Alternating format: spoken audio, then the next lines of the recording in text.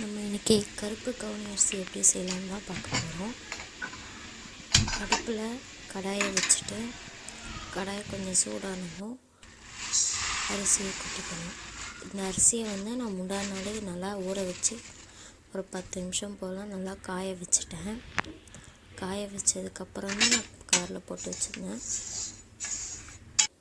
நல்லா வதக்கி விட்டுக்கிட்டே இருக்கணும்.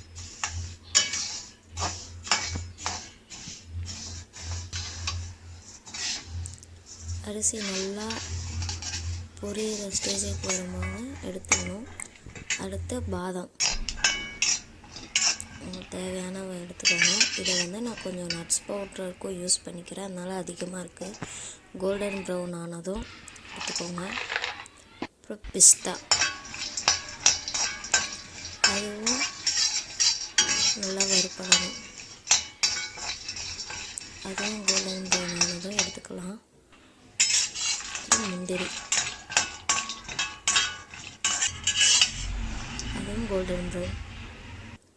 அப்புறம் 2 துண்டு ஏலக்காய் போட்டு ஒரு மிக்சர் ஜாரில் அரிசியை ஃபஸ்ட்டு அரைச்சிக்கணும். அதுக்கப்புறம் நட்ஸ் பவுடர் தனியாக அரைச்சிக்கணும்.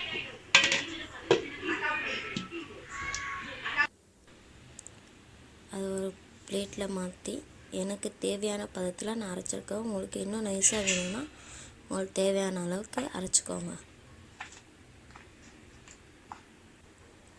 அது ஒரு பிளாஸ்டிக் கண்டெய்னரில் நான் போட்டுக்கிறேன்.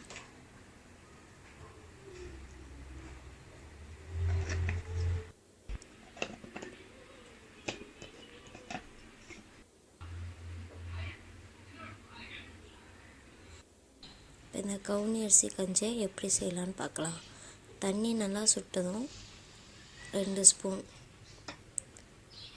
கவுனி அரிசி அரைச்சதை இதில் சேர்க்குறேன். கட்டி இல்லாமல் கலந்து விட்டுக்கணும். ஒரு பிஞ்ச் உப்பு கட்டி இல்லாமல் கலந்து விட்டுக்கணும்.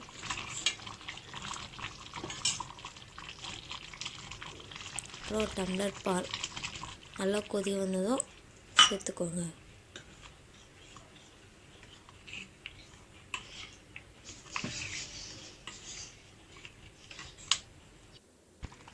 நல்லா சுண்டினதுக்கப்புறம் நாட்டு சர்க்கரை சேர்த்துக்கிறேன். உங்களுக்கு தேவையான அளவுக்கு சர்க்கரை சேர்த்துக்கோங்க. நீங்கள் சர்க்கரையும் சேர்த்துக்கலாம், இல்லை வெல்லம் கூட சேர்த்துக்கலாம். அது உங்களோட ஆப்ஷனல் தான். கவுனி அரிசி கஞ்சி ரெடி ஆகிடுச்சு. இது குழந்தைங்கள்லேருந்து பெரியவங்களுக்கு குடிக்கலாம். குடித்து ட்ரை பண்ணிவிட்டு ஃபீட்பேக் சொல்லுங்கள். லைக் பண்ணுங்கள், ஷேர் பண்ணுங்கள், கமெண்ட் பண்ணுங்கள் and do subscribe. Thanks for watching.